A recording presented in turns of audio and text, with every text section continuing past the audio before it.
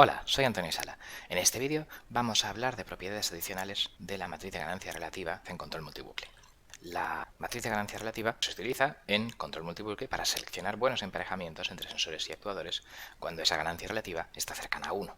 El objetivo de este vídeo es comprender propiedades adicionales de interés de esta matriz, en concreto pues su relación o sensibilidad del escalado, suma de columnas, cómo hacerlo en procesos con integradores en su matriz de transferencia y la relación con el condicionamiento numérico. La primera propiedad es que es independiente del escalado, o sea que aunque yo cambie de voltios a milivoltios o de metros a centímetros, la matriz de ganancia relativa me sigue obteniendo el mismo resultado. La demostración es sencilla. Si yo hago un cambio de variable, pues este escalado de i, que es pues que las i's originales son unos ciertos coeficientes de escalado por i escalado, y esto mismo con las u's, ¿vale? Pues entonces, haciendo operaciones, la matriz de transferencia en estas nuevas unidades escaladas, u escalado, g escalado igual a i escalado, pues es esta de aquí, inversa de escalado de i por g por escalado de u. Cada uno de los elementos de esta matriz g escalada, estos de aquí, pues elemento ij, pues resulta que sale que cada elemento es el elemento de la matriz original multiplicado por el escalado de u y dividido por el escalado de i de la entrada j y de la salida i a que hace referencia este elemento. Del mismo modo, si invertimos la matriz, entonces bueno, pues si a esta matriz la inversa de g escalada le llamo t, ¿vale? La cuestión es que la inversa de esta matriz es, pues claro, la inversa del producto es el producto de las inversas en el orden cambiado, de manera que tengo EU menos 1, G menos 1 y EI sin invertir aquí a la derecha. Con lo cual, cada elemento de esta matriz T, la inversa de G escalado, pues el elemento JI, pues es el elemento original dividiendo por el escalado de U sub J, este de aquí, y multiplicando por el escalado de I sub I, que es este de aquí.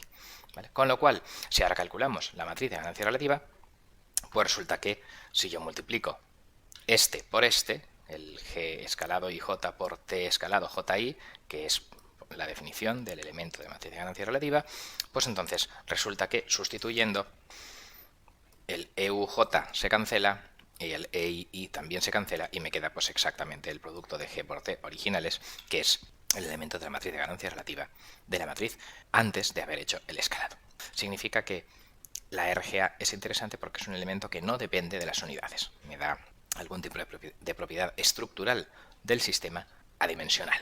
Claro, al multiplicar por g y g menos 1, un poco, pues efectivamente vemos que se me hace adimensional.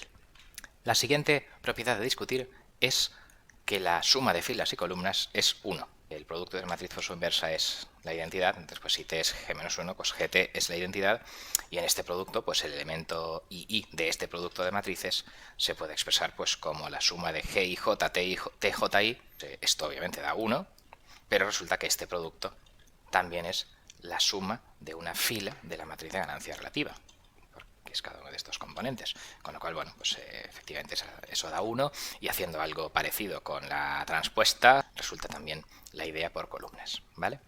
La última propiedad de la RGA, que se puede comprobar que si G es triangular, entonces pues la RGA da la identidad. Por ejemplo, claro, imaginémonos un sistema de 3 entradas y 3 salidas con esta matriz de transferencia que tengo 0, 0 y 0.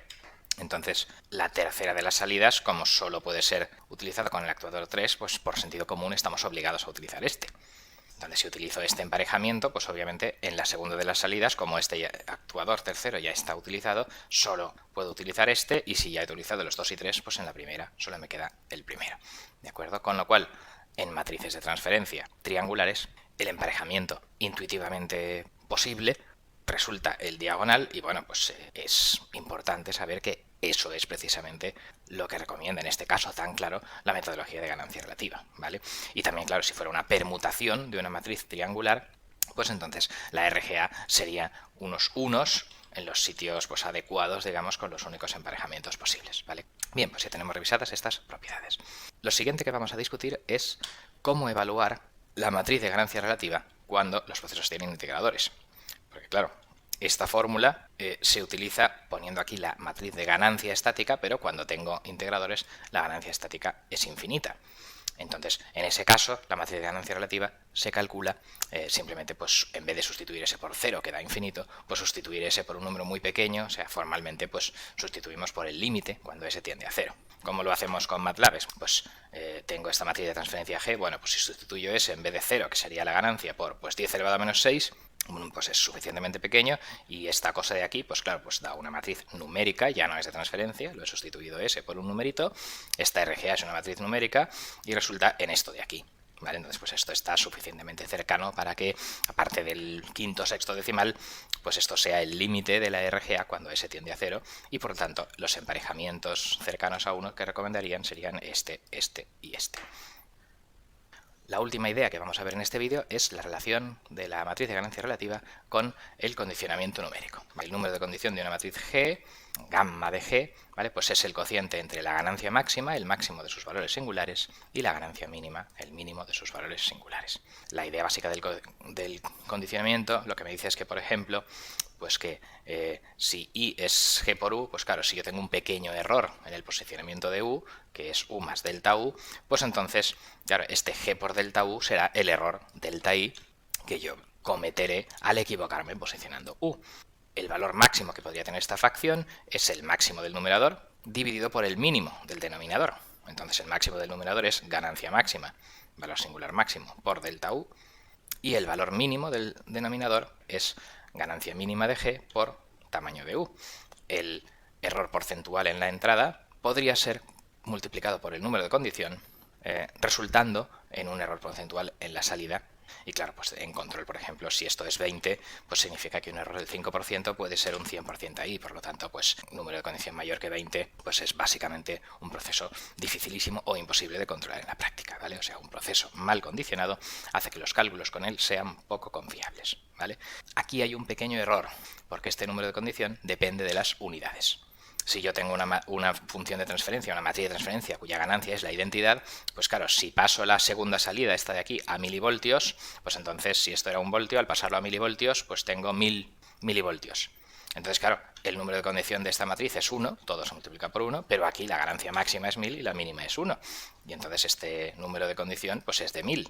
Por lo tanto, ¿esto qué significa? Bueno, pues que lo que significa es que la dificultad intrínseca, formal, matemática de realizar cálculos con una cierta matriz de transferencia, por ejemplo, para control, no depende realmente de este número de condición, o por lo menos en el contexto de control, sino depende de algo que sea adimensional, que sería pues intentar ver qué cambio de unidades diagonal de salidas o de entradas pues me da una matriz G escalada, según hemos visto en estos escalados de aquí, ¿vale? Si algún cambio de unidades me da una matriz G mejor condicionada, bueno, pues este es el condicionamiento que se llama mínimo. Utilizando el mejor cambio de unidades posibles, pues el número de condición pues es más pequeño que el original a lo mejor, ¿vale? Entonces, pues por ejemplo, en este de aquí pues hay un cambio de unidades que hace que G sea de condicionamiento 1 y por tanto este proceso es fácil de controlar, está desacoplado, está todo muy bien.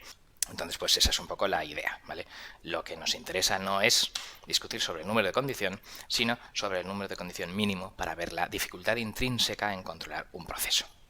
El valor de este de aquí y las matrices que lo hacen óptimo se puede calcular con programación semidefinida, lo que se denomina desigualdades matriciales lineales, pero no es objetivo de aquí. Lo que queremos ver ahora es la relación de la RGA con este condicionamiento. Entonces, si yo calculo este Q, este número Q, que es el máximo de la suma de los valores absolutos de la RGA por filas o por columnas. Bueno, pues entonces se puede demostrar que el número de condición de G es mayor o igual que Q más raíz cuadrada de Q cuadrado menos 1 y que, bueno, pues que si Q es mucho más grande que 1, pues la raíz de 7 cuadrado menos 1, pues es básicamente la raíz de 48, no anda muy lejos de la raíz de 49, o sea que básicamente esto sigue siendo Q. Grosso modo, por tanto, el condicionamiento mínimo de una matriz es mayor o igual que 2 veces el máximo de la suma por filas o por columnas de los valores absolutos de la RGA. Elementos grandes en la matriz de ganancia relativa implican que, claro, al hacer valores absolutos, estas sumas de filas o de columnas sean grandes, y luego pues los multiplico por 2 encima, o sea que seguro que si existen elementos grandes en la matriz de ganancia relativa, la planta está mal condicionada, y además seguro que no es este caso de que hay un cambio de variable que me la transforma en algo fácil, no. Si los elementos de la RGA son grandes, entonces seguro que la planta está mal condicionada y que ningún cambio de unidades o selección de rangos de entradas y salidas, ¿vale? Ningún escalado, digamos, lo puede solucionar, ¿vale? El gamma mínimo de G es elevado y entonces significa que la planta es difícil de controlar y que los errores de modelado o los errores de cálculo pueden ser amplificados mucho y, bueno, pues casi es mejor si hay elementos de la matriz de ganancia relativa mayores a 5 o seguro seguro si son mayores a 10, desde luego que sí. Vale, entonces es mejor cambiar los objetivos de control o cambiar el diseño del proceso o cambiar la localización de alguna válvula o algo que intentar controlarlo si el condicionamiento mínimo es elevado. ¿Vale? Y eso lo podemos detectar si los números que salen en la matriz de ganancia relativa RGA son grandes. Pues vamos a concluir. Hemos visto en este vídeo que la RGA no depende del escalado, que el resultado con plantas triangulares o permutaciones de las mismas pues es el intuitivamente esperado, dado que solo hay un emparejamiento posible, que tomando límites la presencia de integradores pues no da ningún problema y podemos calcular la RGA de plantas tipo 1, tipo 2, etcétera. Y que valores grandes de los elementos de la RGA hacen que la suma por filas o por columnas sea grande y entonces implica poca robustez porque la planta estará mal condicionada y ni siquiera un cambio de unidades o un cambio de rangos deseados de actuadores o algo me lo van a poder solucionar. El número de condición mínimo es malo y entonces hay que cambiar los objetivos de control o rediseñar posicionamiento de sensores y actuadores. Bien, pues esto es todo. Muchas gracias por vuestra atención.